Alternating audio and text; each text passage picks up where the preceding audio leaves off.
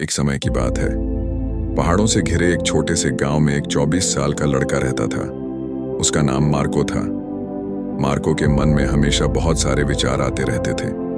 कभी पुरानी बातें याद करके दुखी होता, कभी आने वाले समय को सोचकर डरता था। उसके दिमाग में हर समय हलचल रहती थी।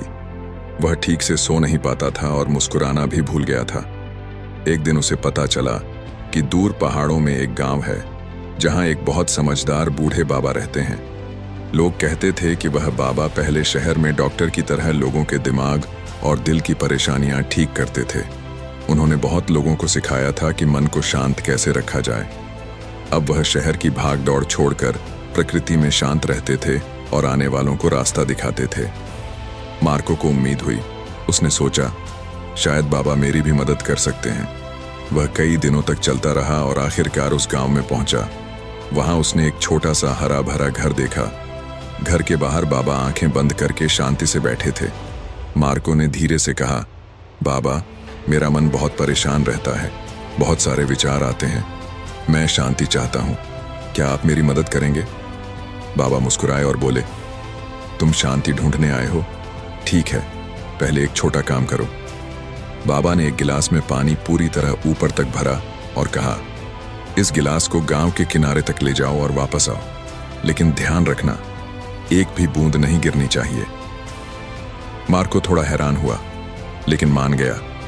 वह गिलास को बहुत ध्यान से पकड़े चलने लगा। रास्ता छोटा था और लोग इधर उधर घूम रहे थे। कोई दौड़ रहा था, कोई बात कर रहा था, कुत्ते भौंक रहे थे, दुकान वाले आवाज लगा रहे थे। पर मार्को ने अपने आसपास कुछ नहीं देखा। उसकी नजर सिर्फ गिलास पर थी। वह धीरे धीरे और बहुत संभाल कर चलता रहा। कुछ समय बाद वह वापस आया और बोला, बाबा देखिए, पानी की एक भी बूंद नहीं गिरी। बाबा मुस्कुराए और बोले, अच्छा, लेकिन बताओ, क्या तुमने रास्ते में बच्चों को खेलते देखा, कुत्तों की आवाज सुनी?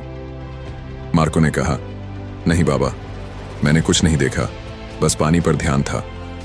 बाबा प्यार से बोले, यही बात है, जब मन सिर्फ एक चीज पर रहता है और इस पल में रहता है, तब डर नहीं होता, बेकार के ख्याल नहीं आते। तुम न अतीत में खोए थे, न भविष्य से डर रहे थे, तभी तुम्हारा मन शांत था। धीरे धीरे मार्को ने बात समझ ली। उसे महसूस हुआ कि शांति बाहर से नहीं मिलती, शांति हमारे अंदर होती है। बस हमें आज अभी वाले पल में जीना सीखना चाहिए। उसने सिर झुकाकर कहा, बाबा, अब समझ गया, अगर मन को शांत रखना है तो उसे इसी पल में रखना होगा, तभी असली शांति मिलती है।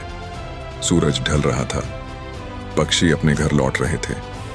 मार्को भी घर की तरफ चल पड़ा, लेकिन अब वह बदला हुआ था। अब उसका मन शांत था। उसे असली राज्य मिल गया था, वर्तमान में जीना। अगर आपको ये कहानी अच्छी लगी तो मुस्कुराइए, सुकून से सांस लीजिए और शांति के साथ आगे बढ़िए।